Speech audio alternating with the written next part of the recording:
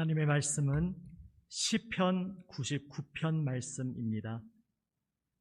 구약 성경 875면입니다. 구약 성경 875면 시편 99편 1절에서 9절 말씀입니다.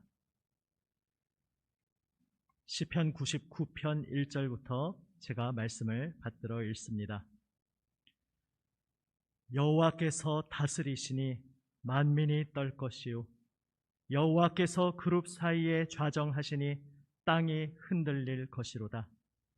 시온에 계시는 여호와는 위대하시고 모든 민족보다 높으시도다.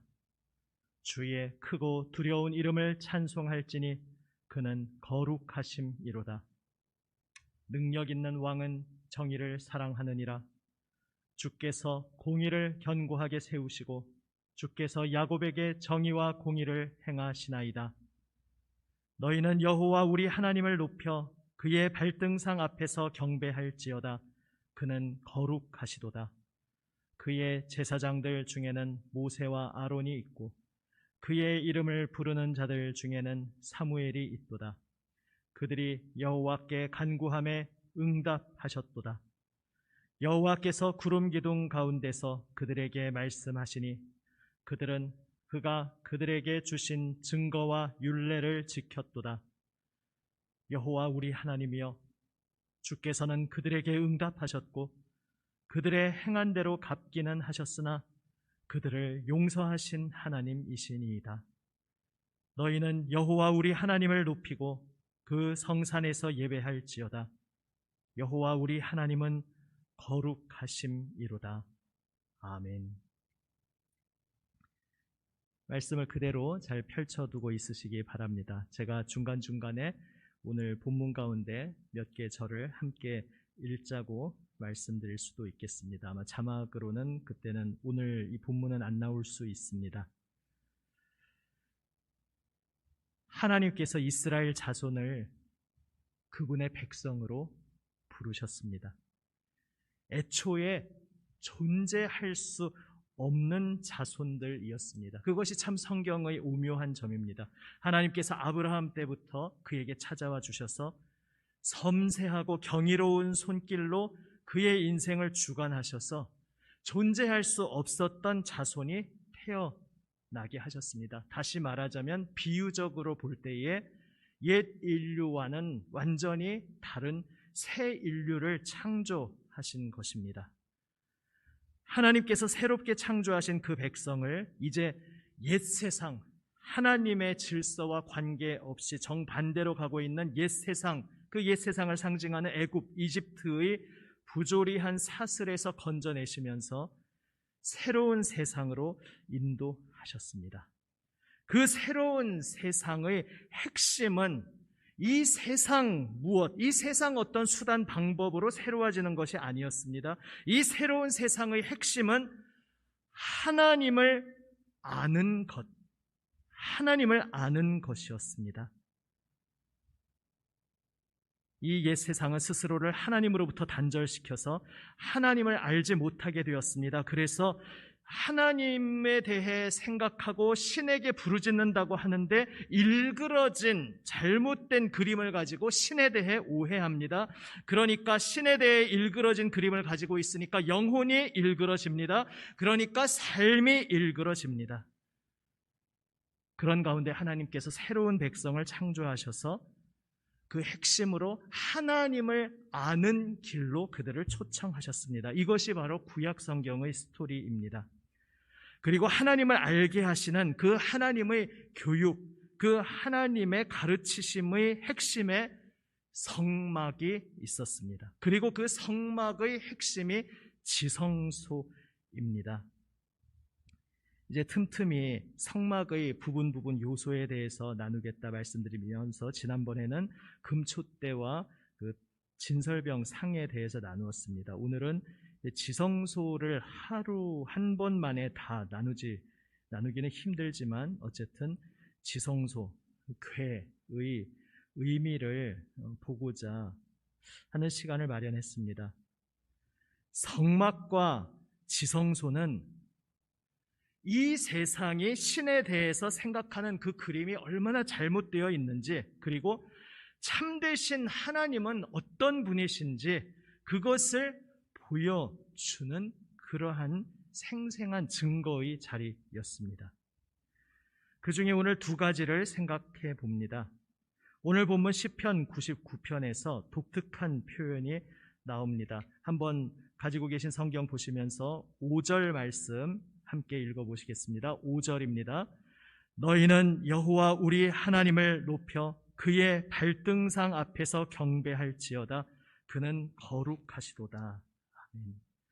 여기서 발등상이라는 단어가 나옵니다. 발등상이라는 것은 고대 사회에서 임금이 자신의 보좌에 앉아 있을 때에 그 보좌 앞에 작게 놓고 그 임금이 발을 올려놓을 수 있는 그것을 발등상이라고 합니다.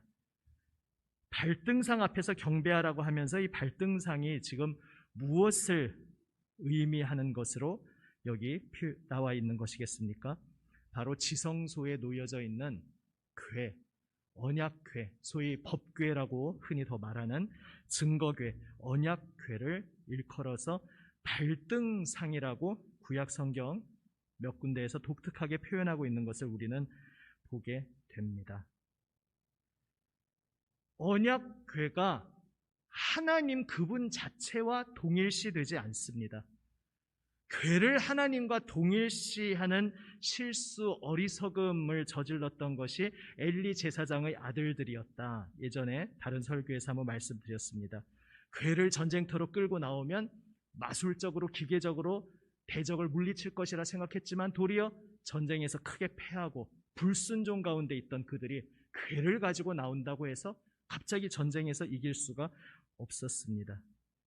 궤는 하나님 자체와 동일시되지 않습니다. 심지어 궤를 하나님이 앉아 계신 보좌라고 칭하지도 않습니다. 그렇게까지 표현하지도 않습니다. 그 궤는 인간의 입장에서는 감히 함부로 만져서는 안 되고 만지면 즉사에 죽을 수밖에 없기에 채를 꿰어서, 그것도 정해져 있는 레위인들 중에서도 정해져 있는 족속들만이 그 채를 들고서 운반해야 하는 그러한 거룩한 궤였습니다. 하지만 그 궤를 보좌라고 일컫지 않습니다. 그 궤를 발등상이다 이렇게 표현합니다. 이 표현에서 우리는 무엇을 느낄 수 있습니까? 이 궤는 무한하시고 거룩하신 영광의 하나님과의 접점, 은총의 자리, 참으로 기적의 경이로운 자리라는 것을 표현함과 동시에, 그러나 하나님 그분 자체도 아니고 보좌도 아니고 발등상이다 이렇게 표현함으로써 감히 범접할 수 없는 그 궤가 그저 하나님의 발등상이라고 표현하면서 궤도 우리가 감히 손댈 수 없는 거룩한 것인데 그것을 발등상으로 하여 거기에 발을 얹고 영원하신 보좌에 좌정해 계시는 하나님은 얼마나 두렵고 거룩하신 분일까, 이것을 표현하고 있는 것입니다. 그래서 하나님은 비록 성막이 우리 가운데 있고 우리 회중 가운데 궤가 있다 할지라도 내 뜻대로 소유하는 우리에게 속한 신이다, 우리가 온 세상의 신을 소유하고 있다 이렇게 말할 수 있는 분이 아니고 우리가 그분을 우리 뜻대로 통제할 수 있다 이런 분이 아니라는 것을 발등상이라는 표현이 보여주고 있습니다. 신을 내가 소유하고 통제하고 있다고 착각하는 것이 한마디로 기복주의 신앙입니다. 그러나 성경에서 말씀하는 여호와 하나님을 향한 참신앙은 기복주의와는 다르다. 성경은 말씀하고 있습니다. 기복주의는 기본적으로 어떤 구조를 가지고 있습니까? 신이 두려운 존재로서, 두렵다고 하면 성경이 하나님과 얼핏 보면 비슷한 것 같지만 그 색깔이, 내용이 다릅니다. 두려운 존재로서 사람들을 겁박하는 존재입니다. 신에게 제물을 바치지 않으면 무사히 바다를 건널 수 없고, 신에게 제물을 바치지 않으면 이번 농사를 망칠 것이고, 신에게 제물을 바쳐서 신을 달래고 만족시키지 않으면 우리 인생이 꼬일 거다. 그러니까 두려운 신을 우리가 어떻게 해서든지 제물을 바치든 뇌물을 바치든 열심히 헌신 봉사하든 해서 신을 달래서 신의 노여움으로부터 우리를 지켜내야 한다. 이렇게 신은 겁박하고 인간은 달래는 구조가 기복주의의 구조입니다. 또 다른 편으로는 신에게 무언가 얻고 싶은 것이 있습니다. 그래서 신에게 빕니다. 비나이다, 비나이다, 빕니다.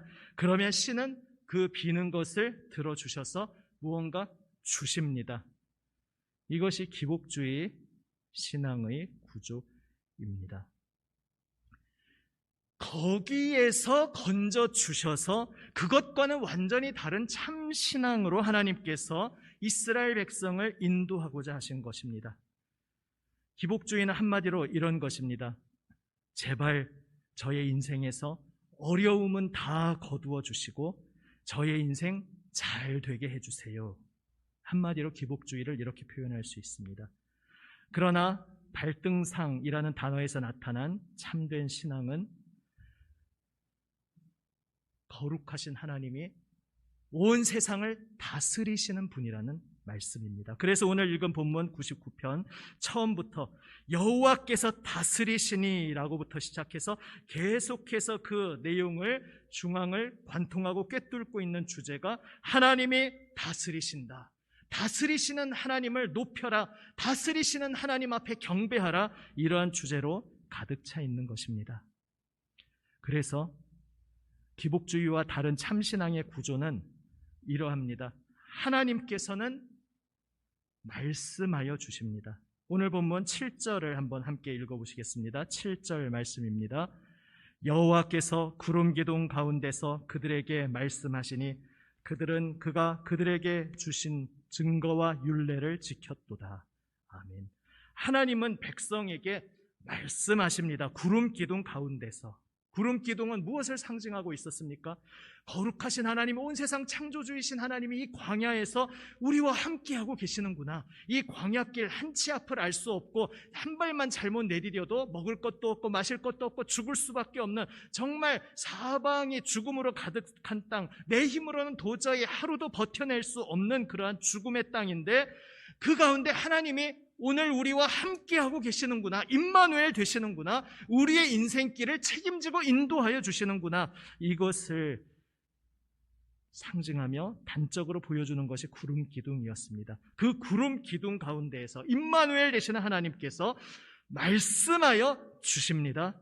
그리고 그 말씀하여 주신 것에 대해서 백성은 어떻게 합니까? 방금 읽은 말씀처럼 증거와 율례를 지켰도다. 그 주신 말씀을 순종해서 지켰습니다. 이것이 참신앙의 구조입니다. 하나님은 말씀하시고 백성은 그 말씀에 응답합니다. 여기서 응답은 그 말씀에 순종하고 그 말씀을 지키는 것입니다.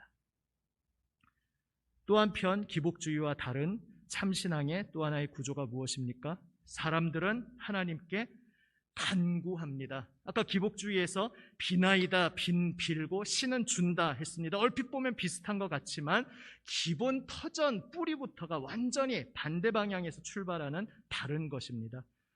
우리를 구원하시고 우리의 존재의 근원 되시는 하나님께 하나님, 저의 생명, 저의 인생, 저의 모든 것이 다 하나님 손에 달려 있습니다. 그래서 오늘 저희는 다른 무엇에 의지하지 않고 모든 것을 하나님께 부탁드립니다. 하나님께 말씀드립니다. 이렇게 하나님 앞에 엎드려서 크고 작은 모든 것을 아뢰입니다. 이렇게 하나님께 간구합니다. 그리고 하나님께서는 우리의 그 간구에 구름 기둥으로 함께 하시는 하나님, 임마누엘 되시는 하나님께서 응답하여 주십니다.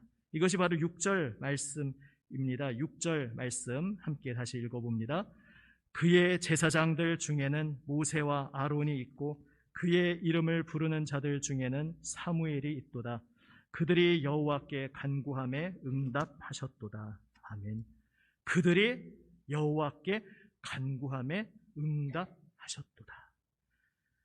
우리는 하나님께 간구할 수 있는 놀라운 자리로 부름받은 새로운 백성이고 하나님은 하나님께서 창조하신 그 새로운 백성이 하나님 손에 붙들려서 하나님께서 인도하시는 그 새 나라, 새로운 세계로 그 걸음을 걷고 있는 그 길 위에서 무엇이든 간구하면 다 응답하여 주시겠다 약속하시고 그 약속대로 행하여 주신 하나님이신 것입니다.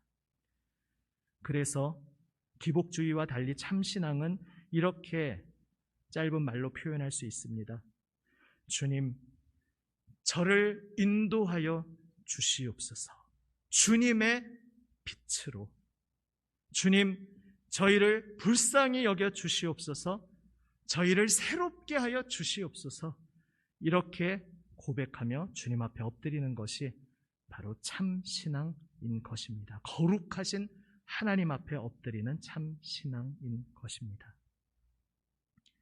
우리는 지성소의 교회를 통해서 하나님은 무한하신 영광의 거룩하신 하나님으로서 우리와 만나주시는 하나님이고, 그런데 그 하나님은 우리의 손 안에 들어오는 분이 아니라 오히려 우리가 그분 손 안에 들어가 그분 손에 붙들려야 하고 우리가 그분 품에 온전히 안겨야 하는 존재임을 깨닫게 됩니다.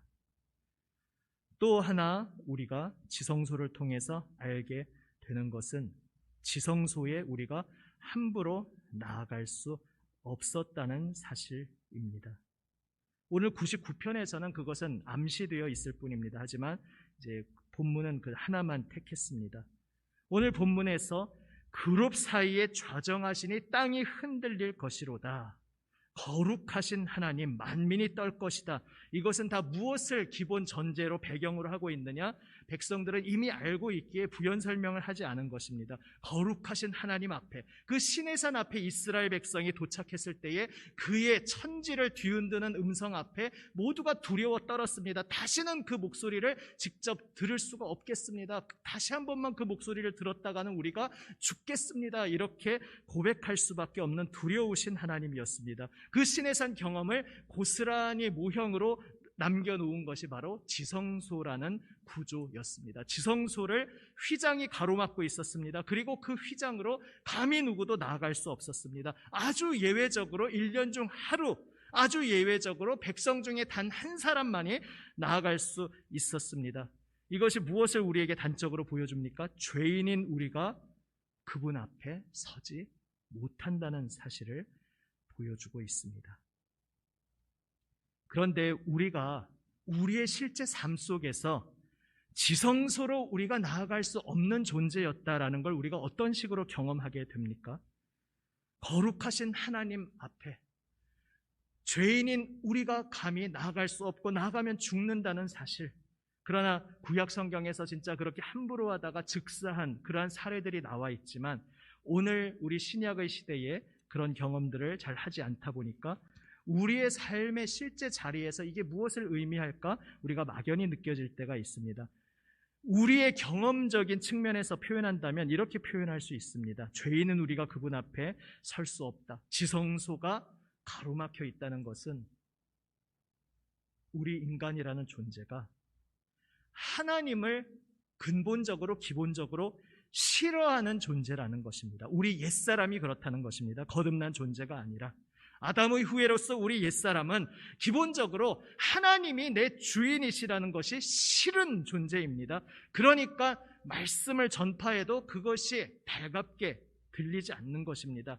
내 인생의 주인은 나여야지 내 위에 다른 존재가 있다? 내가 그 다른 존재에게 복종하고 순종해야 한다?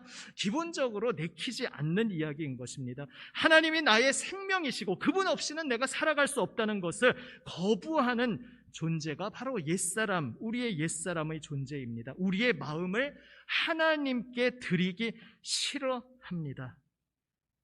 그것은 우리가 거듭나고 예수 그리스도를 믿으며 살고 있는 지금 이 때에도 옛사람이 고개를 다시 불쑥불쑥 들어 올릴 때 지금도 우리가 경험적으로 경험하고 있는 것입니다.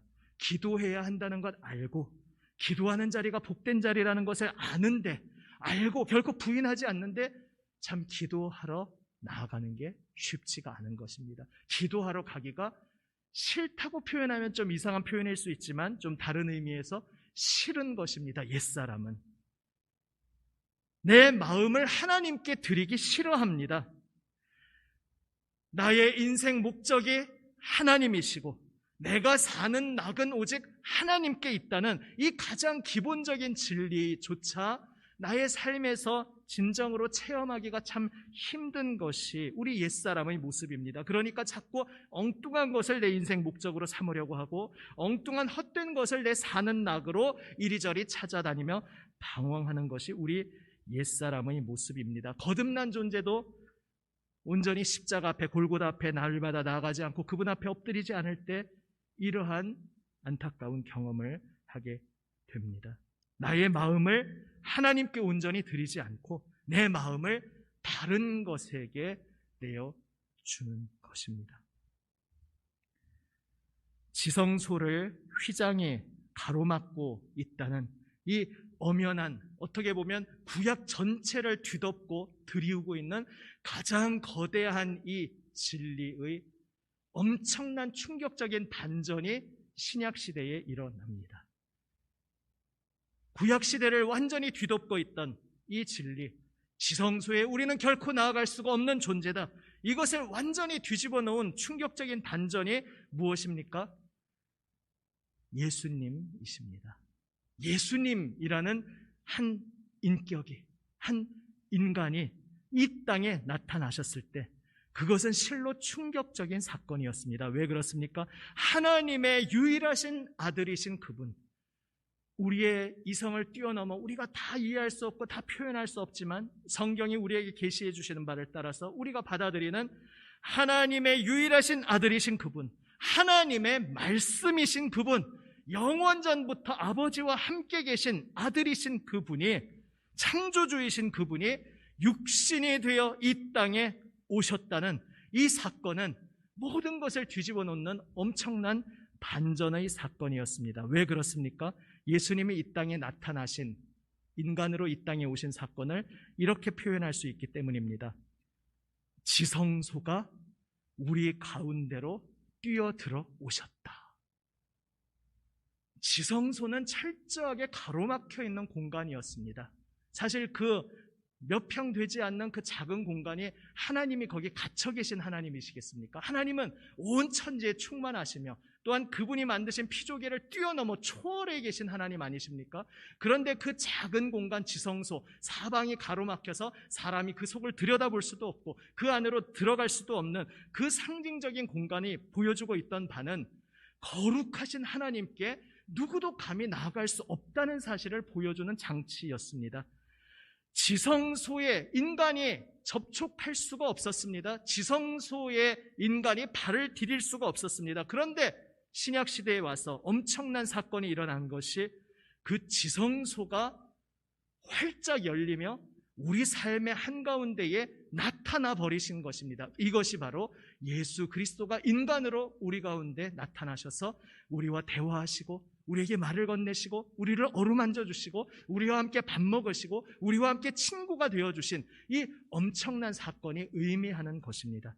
그래서 신약 성경은 예수님의 존재를 여전히 인정하지 않는 대표적으로 유대인들의 일부를 비롯해서 구약 성경을 받아들인다 해도 여기에서 신약에서 하나님이 궁극적으로 무엇을 완성하고자 하는지 거기까지 나아가지 못하는 이들이 가장 받아들이기 힘들어하는 것이 바로 이 충격적인 반전 때문입니다. 지성소가 자신을 활짝 열고 우리의 인생 한복판에 뛰어들어 오셨다는 엄청난 일을 신약 성경이 선포하고 있기 때문입니다. 죄인은 지성소로 나아갈 수 없었음을 말씀드렸습니다. 그런데 지성소가 죄인 가운데 먼저 나오셨습니다. 사실 이것을 희미하게나마 깨달았기에 베드로가, 누가복음 5장을 기억하시죠? 예수님이 말씀하신 대로 행하자 그물이 고기로 가득 차는 엄청난 사건을 보고서 어떻게 보면 엉뚱하게 보이는 반응을 합니다. 저를 떠나시옵소서. 저는 죄인입니다. 왜 베드로가 거기서 두려워하며 그렇게 고백했겠습니까? 자신의 앞에 지금 지성소가 자신을 활짝 열고 다가와 있음을 그가 느꼈기 때문입니다. 거룩하신 하나님이 그분 앞에 그 자신 앞에 서 계신 것을 그는 느꼈던 것입니다. 그런데 또 하나의 충격적인 반전이 지성소가 자신을 활짝 펼치고 그 앞에 오셨는데 우리가 죽지 않더라는 겁니다. 예수님께서 두려워 말라. 왜 말씀하십니까? 구약 성경에서도 하나님께서 나타나셨을 때에 사람들이 두려워하며 엎드릴 때에 두려워 말라 말씀하십니다. 왜 그렇습니까? 하나님은 본질적으로 두려울 수밖에 없는 분인데 두려워 말라 하시는 그 말씀의 의미가 무엇이겠습니까?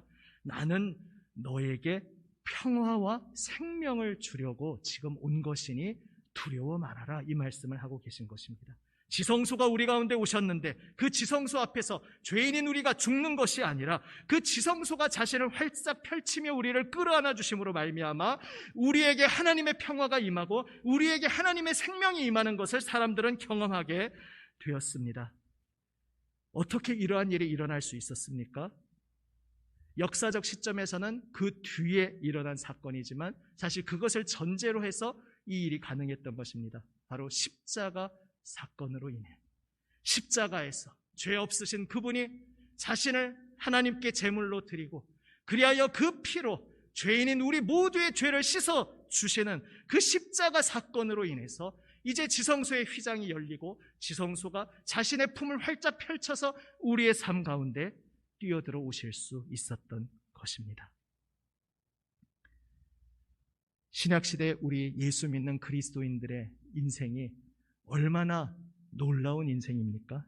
우리는 자신을 활짝 펼치신 하나님의 지성소 앞에서 그 지성소의 품에 하나님의 독생자 예수 그리스도의 품에 안겨서 살아가는 존재라는 것을 오늘 다시 한번 기억하시고 믿으시기를 바랍니다. 아멘. 그래서 우리는 날마다 어떠한 자리 앞에 서 있습니까? 아까 옛사람의 경험에 대해 말씀드렸습니다. 지성소가 자신을 활짝 펼치고 오셨는데 많은 이들이 예수님을 거부했습니다. 난 밭을 사서 거기 좀 밭 테스트 해보러 가야겠어. 나는 소를 새로 사서 그것 좀 시운전 해보러 가야겠어. 난 장가 가서. 이것이 다 무슨 이야기입니까? 예전에 한번 말씀드려서 자세히 말씀드리지 않겠습니다. 그거 자체가 어떤 나쁜 일, 죄가 아니었습니다. 그런데 자신의 일상성에 파묻혀서 지금 내 일상 속으로 침투해 들어오신 기적적으로 경이롭게 나타난 활짝 열린 지성소를 보지 못하고 그냥 내가 일구어 온 내 인생, 내가 쌓아오고 내가 공들여온 내 인생만 붙잡고 있느라고 그 인생을 죄에서 건져주셔서 새롭게 하시겠다는 그 지성소를 보지 못하였기에 하나님 없이 내 인생을 잘 일구어 보겠다고 하는 우상 숭배에 여전히 묶여 있었던 안타까운 모습인 것입니다. 우리는 이미 예수 그리스도를 나의 구주 주님으로 고백하고 있는 사람들이지만 날마다 하루하루의 삶 속에서 또한 이 선택의 갈림길에 서 있습니다.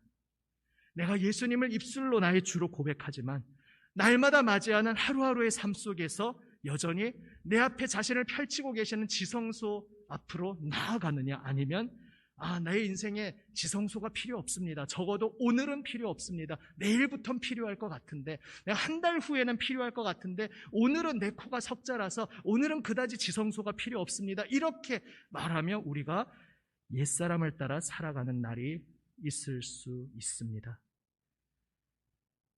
바울 서신에서 날마다 옛사람을 벗어버리고 날마다 새 사람을 입으라는 것이 오늘 이 지성소라는 단어로 새롭게 표현하면 어떻게 표현할 수 있겠습니까?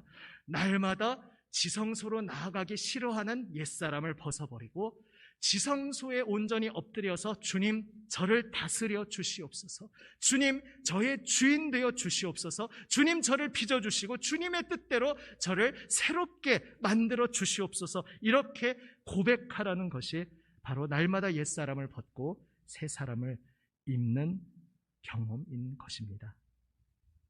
사랑하는 여러분, 날마다 내 앞에 두 팔을 활짝 벌리며 서 계신 하나님의 지성소, 바로 우리 주 예수 그리스도, 그분 품으로 나아가는 우리 모두가 되기 원합니다. 옛사람으로는 참 기도하기 힘들고 여러 가지 100가지 이유가 있을 수 있습니다.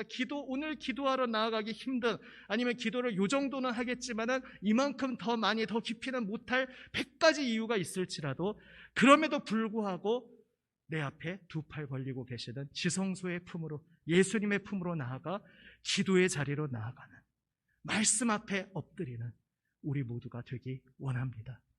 바로 그 하루하루의 선택의 순간 속에서 우리의 인생 가운데 오늘 하루가 지성소 안에서 살아가는 인생이었는지, 아니면 지성소는 내 앞에 두 팔을 활짝 펼치고 서 계시는데 나는 등 돌리고 외면하고 있었던 하루였는지, 그 하루하루가 결정되고 쌓여가는 것입니다.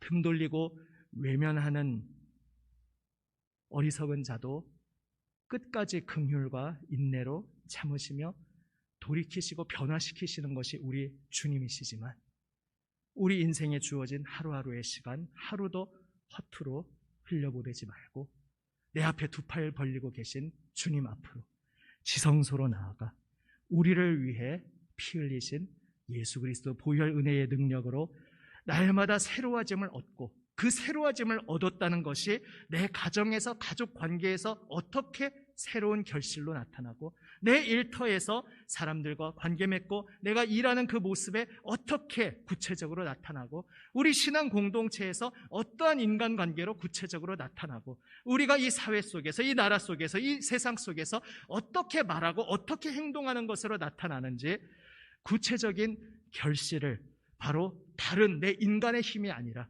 지성소에 나아가 엎드림 속에서 날마다 새롭게 발견하는 저와 여러분 우리 모두가 되시기를 우리 주님의 이름으로 축원합니다. 아멘. 함께 기도하시겠습니다. 오늘 말씀 가운데 나에게 주시는 음성 가슴에 붙잡고 주님 앞에 한번 간절히